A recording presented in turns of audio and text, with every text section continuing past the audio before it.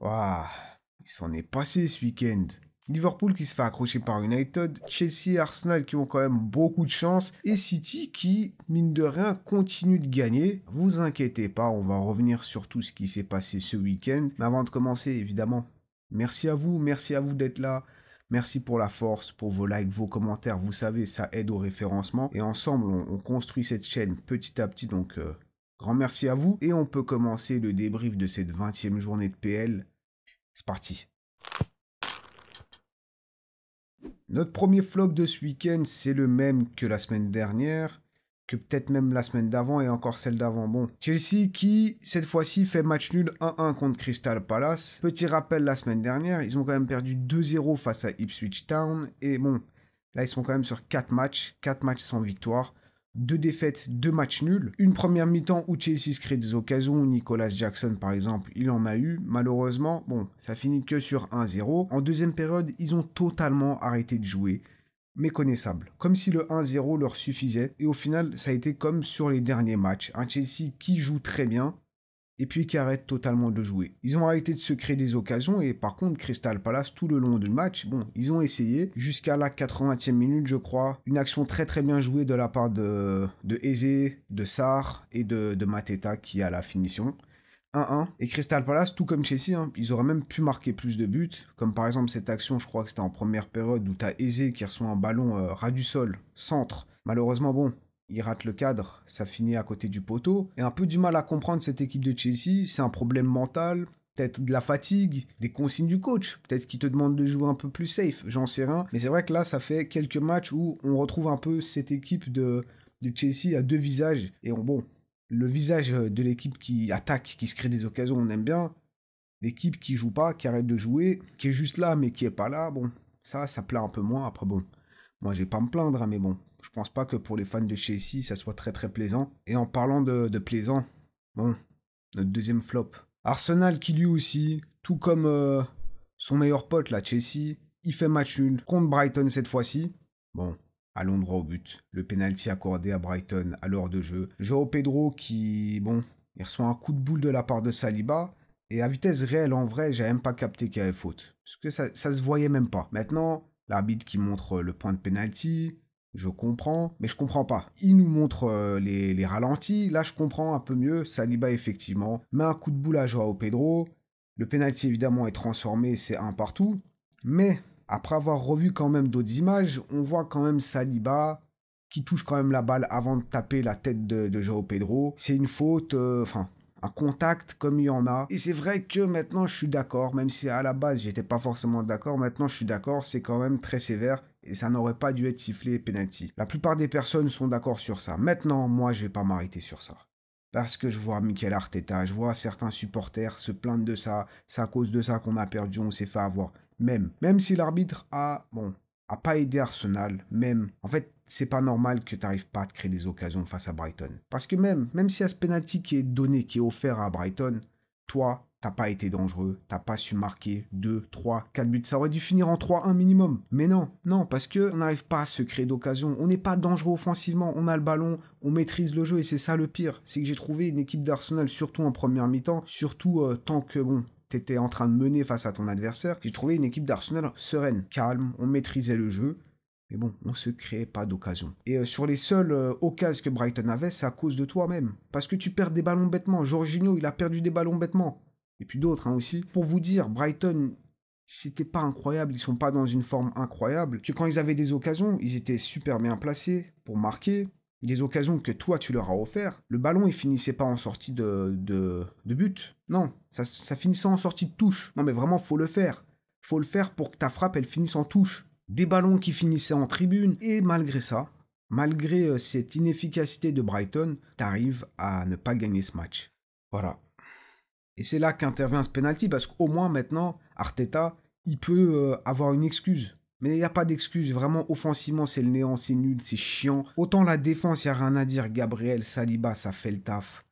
Autant le milieu, les Merino, tout ça, j'en peux plus vraiment. Bon, Odegaard, apparemment, il était un peu blessé, un peu malade, je sais pas trop. Il n'a pas joué dans le 11 de départ, il est rentré un peu plus tard. Mais à la fin, c'est un petit jeune qui a même pas 18 ans. C'est lui qui te met le but. Il y va tout seul, il sait bien qu'il est entouré de nullards. Il y va tout seul, il se pose pas de questions, plat du pied, but. Bon, malheureusement, il sort blessé à la 45e minute. Enfin, il ressort pas pour la deuxième mi-temps, quoi. Et après, t'as Arteta qui a le culot de dire que le mercato d'hiver, il est compliqué, que c'est dur de faire des affaires. Et c'est vrai, en vrai. En vrai, c'est vrai. Parce que les équipes n'ont pas forcément envie de lâcher leurs meilleurs joueurs en milieu de saison, j'allais dire en milieu de semaine. Mais quand je vois le mercato d'Arsenal en été, j'ai l'impression que le mercato estival aussi, il est compliqué. Tous les mercatos sont compliqués parce que tu fais venir des Merino, tu fais venir Calafiori, j'aime bien Calafiori, mais le problème, c'est quand t'as d'autres postes qui sont pauvres, faire venir des joueurs comme ça, des joueurs qui, bon, auraient pu même être des remplaçants, c'est même pas forcément des joueurs titulaires que tu fais venir. Ouais, je sais pas. Là, j'entends, ça parle de Kolo Muani, ça parle d'Asensio, j'ai peur. J'ai peur. Non, là, je suis dégoûté, les Trossard, Jesus, Martinelli, Merino, frère. Tu vas aller loin avec cette équipe, non. Non, vraiment, tu vas aller nulle part. Tu vas aller nulle part avec des nuls. Voilà. Conclusion. Le match, il a eu lieu samedi dernier, j'ai encore la haine. La nuit, je me réveille, j'ai envie de me battre. Bon, respire. Notre troisième flop. Le troisième flop de cette semaine, ça va être Fulham. Fulham qui a récemment battu Chelsea. Ils ont accroché Liverpool, Arsenal. Là, c'est eux qui se font accrocher. Quoique non, en vrai, au vu du scénario du match, c'est eux qui accrochent encore une fois Ipswich Town. Le problème, c'est que Fulham, ils s'en sortent quand même plutôt bien cette saison. Et Ipswich Town, ils sont en bas du classement. Et Fulham, qui à 2 reprises est obligé de rattraper le score avec 2 pénaux. 2 pénaux transformés par Raúl Jiménez, dont un pénal quand même marqué à la toute dernière minute, à la 91e minute, un truc comme ça. Bon, voilà, un petit flop, un petit flopito tout gentil. Mais là, notre quatrième et dernier flop, j'ai l'impression qu'il rassure tout le monde. Bon, à part le club en question. Liverpool qui fait match nul 2-2 face à Manchester United. Que des nuls, hein, nos flops cette semaine. Et là, que dire de ce match? Un match déjà, comme j'ai l'impression quasi l'entièreté des matchs de Liverpool qui auraient pu être reportés. Il y a quelques semaines, il y a eu le match de Liverpool face à Everton qui a été reporté, je crois, à cause de fortes pluies. Il y a aussi le match de Liverpool face à Fulham, je crois, qui aurait pu être reporté à cause du brouillard. On voyait que dalle. Cette fois-ci, c'est la neige. Ouais. Fait bon vivre hein, à Liverpool. Mais bon, le match a bien eu lieu. Et quel match! Quel match! Alors, une première mi-temps, déjà, quand même, on peut le dire, maîtrisée de la part de Liverpool.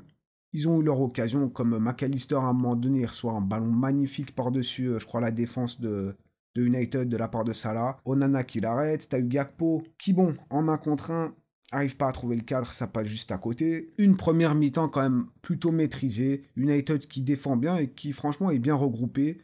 Un bon bloc. Et là où la magie a commencé à opérer, c'est en deuxième mi-temps. Ah là, c'était un peu plus chaotique quand même. Liverpool déjà qui se crée beaucoup moins d'occasions malgré le fait qu'ils aient marqué leur de but en seconde période. Mais Manchester United, c'est là qu'ils ont commencé à exploiter les espaces. Et on peut parler déjà de Trent.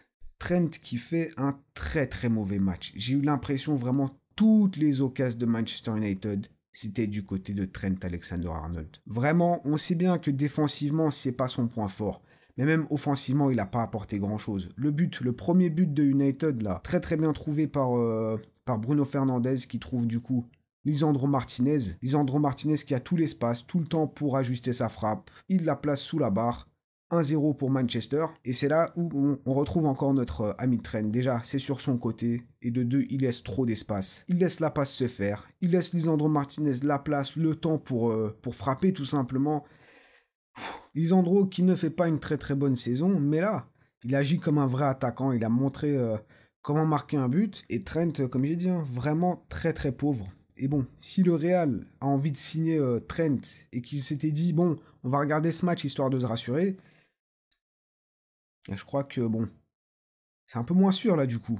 Ah, évidemment, j'abuse. Défensivement, on sait, Trent, c'est pas forcément son gros point fort. Mais là, c'est vrai que c'était quelque chose. Offensivement, pareil, hein, il n'a pas apporté grand chose. Et puis, de manière générale, l'équipe de Liverpool, j'ai trouvé sur l'ensemble du match, individuellement, c'était pas trop ça. Même Mohamed Salah, qui marque son but sur penalty, on l'a pas trop vu non plus. Cody Gakpo, qui met le but du 1-1. Incroyable. Petit crochet de Ligt, limite il glisse en dehors du stade, même pas du terrain, du stade. Frappe surpuissante sous la barre, pleine lucarne, incroyable. Onana, il avait pas grand chose à dire, mais il fait quand même un plutôt bon match malgré les 2 buts encaissés. Et bon, du côté de United, ben là, comme quoi c'est possible. Franchement, c'était pas mal. Je dis c'est pas mal, évidemment. au vu de ce qu'ils nous ont proposé ces dernières semaines, au vu de leur situation actuelle. Une performance, je pense, qui rassure un peu les supporters de United parce que, bon, cette équipe montre enfin qu'elle est capable. Amorim a approché un peu le match différemment. On sait que depuis son arrivée, il était en mode oui, j'ai mes idées de jeu, je change pas, je change pas. Mais le problème, c'est quand ton équipe est pas forcément adaptée à ton style de jeu, ben, il y a un problème. Là, il a su trouver un juste milieu. Il s'est dit, bon, on a une grosse équipe en face, on va se la jouer un peu plus défensif, un peu plus organisé. Et bon, cette équipe a vraiment bien joué. Bruno Fernandes, il fait un très très bon match, j'ai trouvé. Enfin, très bon, j'abuse peut-être, mais il fait un bon match. Diallo qui claque son but, évidemment. Et bon, j'irais peut-être pas jusqu'à dire que United méritait la victoire, mais ils auraient pu l'avoir. Ils auraient pu décrocher les 3 points. Højlund en première mi-temps, encore une fois, il part du côté de Trent, toujours Trent, hein. Mais il part du côté de Trent, il reçoit un ballon dans le dos de la défense, il bute sur le gardien. Bon, lui, Højlund, pour le coup, il fait pas un énorme match non plus. Mais par contre, bon, il y a Maguire à la fin du match aussi, dernière seconde du match. Il reçoit un ballon incroyable et non, malheureusement, il aurait pu être le héros. Lui, qui a vu son contrat prolongé d'1 an, ouais, l'option de contrat qui a été levée pour 1 an supplémentaire. Et bon, au final, United, comme j'ai dit, au vu de leur situation, au vu même du dernier match face à Newcastle où ils étaient totalement dépassés, là, ils font un match sérieux. Ouais, sérieux. Et puis, comme d'habitude, il faut qu'on en parle. Un petit record, on va dire, battu par Manchester United.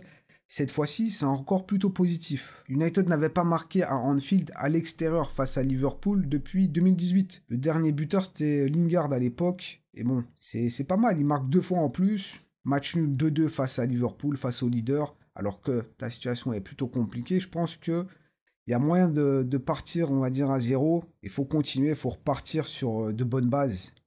Maintenant, bon, on va voir les prochains matchs, mais c'est vrai que ça donne un peu le sourire, je pense, aux supporters des Diables Rouges. Et voilà nos flops cette semaine. Chelsea, Arsenal, Liverpool. Waouh, ça joue le titre, ça, vous êtes sûr? Bon, poursuivons avec les autres résultats de cette 20e journée, avec notamment ce Tottenham-Newcastle. Encore une défaite de Tottenham, malgré le fait que Tottenham, dès la 4e minute, ils arrivent à marquer une petite tête de Solanke hyper bien placée, mais bon, ça n'a pas duré très très longtemps, 2 minutes plus tard. Anthony Gordon qui trouve le cadre, un partout. Mais bon, il y a un petit problème. Encore une fois, l'arbitre qui vole le show. Parce que bon, pour vous la faire simple, juste avant que Newcastle récupère la balle, c'était Tottenham qui s'est plutôt bien défait du pressing de Newcastle. Il y a une passe qui est tentée, une passe qui est déviée par la main de Jorginho. De Joelinton. Qu'est-ce que je raconte? Le ballon est récupéré, Anthony Gordon qui reçoit la balle et but. Et le problème, c'est que bon, ça a été vérifié par la VAR et ça a été bien confirmé. La main a été jugée position naturelle, une main le long du corps, je sais pas quoi. Sauf que le problème, c'est que cette main, elle a quand même un très très gros rôle dans cette action. Le ballon, il n'y a pas de doute. C'est pas, ça a touché peut-être la cuisse ou quoi, non. C'est la main. La main vient dévier la balle et ça permet à Newcastle de récupérer la balle. Bon, tu rajoutes à ça que Joelinton aurait pu même être exclu plusieurs fois dans le match, enfin, avoir au moins plusieurs cartons jaunes dans le match, mais son premier carton, il le reçoit seulement à la 70e minute. Il y a eu des coups de coude, il y a eu des fautes d'anti-jeu, etc. L'arbitre, il sifflait pas forcément. Bon, Joelinton aussi, lui, il a eu un sacré rôle dans le match, tout comme l'arbitre, tout comme cette main. Un peu plus tard dans le match aussi, Anthony Gordon qui se fait éclater le visage dans la surface de réparation. Il n'y a même pas faute, Kulusevski s'en sort bien. Bon, ça aurait pu donner un penalty aussi, hein. Tu vois, Arteta, dans ces situations-là, dans un match aussi important, t'aurais pu te plaindre de l'arbitrage. Toi, non, là, tu peux pas. Mais bon, il y a aussi ce but de Isaac qui reçoit un très beau centre, qui est d'ailleurs dévié par Dragoussin. Il arrive quand même à la mettre au fond des buts. Et bon, victoire de Newcastle 2-1. Match pas évident, évidemment, pour Tottenham, mais quand même, ça fait une énième défaite. Enfin, je dis énième, mais en vrai, j'ai vérifié. 10e défaite. 10e défaite en 20 matchs. Une défaite tous les 2 matchs. Et Postecoglou, il rentre vraiment dans un arc, dans un mode dark. Ah ouais, non. À la base, c'est un gars qui rigole beaucoup, il appelle tout le monde mon pote et tout. Là, on l'a vu énervé comme jamais. Comme quoi, Tottenham, ça transforme un homme. Puis de l'autre côté, Newcastle qui est, je crois, sur un 5e ou 6e match, 6e victoire. Incroyable. Isaac qui continue d'être décisif, de marquer des buts. Ça se passe bien, il remonte bien. Parce que c'est vrai que ces derniers mois, c'était pas forcément évident pour Newcastle. Là, ça remonte bien et vous allez voir au niveau du classement, ils sont quand même bien revenus. Qu'est-ce qu'on a d'autre? Manchester City qui, bon, enchaîne encore une fois avec une victoire, cette fois-ci 4-1 face à West Ham. Encore une fois, Haaland double buteur. La semaine dernière, il avait déjà marqué. Savigno, la semaine dernière, il avait marqué cette fois-ci doublé de passes décisives. Et même si tout n'est pas encore parfait, Guardiola le dit, tout n'est pas encore parfait dans le jeu, mais quand même, super important d'enchaîner les victoires. De gagner tout simplement, ça fait du bien à la tête. West Ham qui aurait pu marquer, ils ont quand même eu pas mal d'occasions, malheureusement, ils n'ont pas su les convertir. T'as notamment Mohamed Kudus qui a eu cette occasion, bon, ça passe à côté. Évidemment, c'est que West Ham en face. West Ham, ces derniers temps, ils se font déchirer par tout le monde, ils ont pris un nombre de buts incalculable. Mais encore une fois, faut rappeler que City, même ça, même contre ces équipes-là, ils avaient du mal ces derniers temps. Donc bon, ils vont peut-être enchaîner, ils vont peut-être réussir à rentrer dans cette spirale de victoires ou de matchs un peu moins catastrophiques et petit à petit se reconstruire. C'est évidemment pas ce qu'on leur souhaite, ils nous ont fait souffrir toutes ces dernières années, mais quand même, quand il y a du mieux, faut le dire aussi. Aston Villa qui gagne aussi du justesse, c'était pas leur meilleur match, pendant que Brentford en met quand même 5 à Southampton avec un petit doublé de Mbeumo. Je dis à chaque fois Mbeumo à cause des Anglais, ils disent tous Mbeumo. Non, Mbeumo, je vais essayer de pas trop déraper, mais du coup, Mbeumo, il marque son doublé, il met une passe décisive. Victoire 5-0 face à Southampton, comme c'est bizarre. Et il nous reste encore un match, le match du lundi entre Wolverhampton et Nottingham Forest. Et en parlant de Nottingham Forest, ils ont ce match de retard qu'ils vont du coup jouer le jour de la sortie de la vidéo, le lundi. Mais donc, comme vous voyez ici, ils peuvent recoller Arsenal à 40 points. Et ouais, ça devient vraiment très très intéressant. Bon, Liverpool toujours 6 points d'avance sur Arsenal, avec toujours ce petit match à jouer. Donc au final, peut-être même 9 points d'avance. Chelsea qui traîne un peu derrière à 36 points. Avec leur victoire sur les Spurs, Newcastle qui est à la 5e position à 35 points. Et ils sont suivis par Manchester City qui sont à 1 point derrière. Pendant que Manchester United, avec leur match nul face à Liverpool, ils recollent petit à petit Tottenham. Ils sont toujours bons à la 13e place, 23 points, Tottenham à 24. Mais bon, faut bien commencer quelque part. Hein. Et là, je vais vous demander de rester un peu concentré. Ouais, parce qu'on va jeter un coup d'œil sur le reste de ce mois de janvier 2025. Et vous allez voir, c'est chargé. Il y a pas mal de matchs. Hein. À savoir que bon, la Première Ligue, elle revient seulement la semaine prochaine, mardi. Mais entre-temps, on va avoir de la Carabao Cup, on va avoir des matchs de FA Cup. Un peu plus tard dans le mois, il y a la Ligue des Champions, l'Europa League qui reviennent, avec notamment le 29 et le 30, les journées finales en Ligue des Champions et en Europa League. Le multiplex, où il va falloir suivre tous les matchs en même temps, ça va être horrible. Mais revenons sur cette semaine, avec déjà les matchs de Coupe de la Ligue, Carabao Cup, entre Arsenal, Newcastle, Tottenham, Liverpool, des matchs allés des demi-finales. Et un peu plus tard dans la semaine, on va avoir un Arsenal-Manchester United en FA Cup. Et pour la 21e journée de Premier League, vous allez voir, on a des matchs plutôt intéressants comme ceux Chelsea-Bournemouth, on a Brentford-Manchester City, Nottingham Forest-Liverpool. À savoir que Nottingham Forest est la seule équipe qui a battu Liverpool cette saison, donc bon... S'ils peuvent leur faire perdre des points, bon, on va pas s'en plaindre non plus. Mais évidemment, sur papier, le plus gros match, ça va être ce derby de Londres, du nord de Londres, entre Arsenal et Tottenham. Ouais, le calendrier d'Arsenal, franchement, c'est pas ouf. Hein. Arsenal-Newcastle, Arsenal-Manchester United, Arsenal-Tottenham. On est rassurés, nous, les Gunners, on a hâte. Au vu des derniers matchs, c'est sûr que ça va bien se passer. Ouais. Ça va bien se passer. Et sinon, je crois qu'on a fait le tour. Il s'est passé quand même pas mal de choses. Beaucoup de choses vont encore se passer parce que là, le football, on va en bouffer. Donc, merci d'avoir été là. Merci pour tout, hein, vraiment. Votre soutien, ça aide énormément. Ensemble, on fait grandir cette chaîne, vous le savez. N'oubliez pas votre petit triplé, like, commentaire et abonnez-vous si ce n'est pas encore fait. Et nous, on se voit très très vite, vous inquiétez pas. Sur ce, passez une bonne semaine. Prenez soin de vous, de vos proches et... Ciao, bello.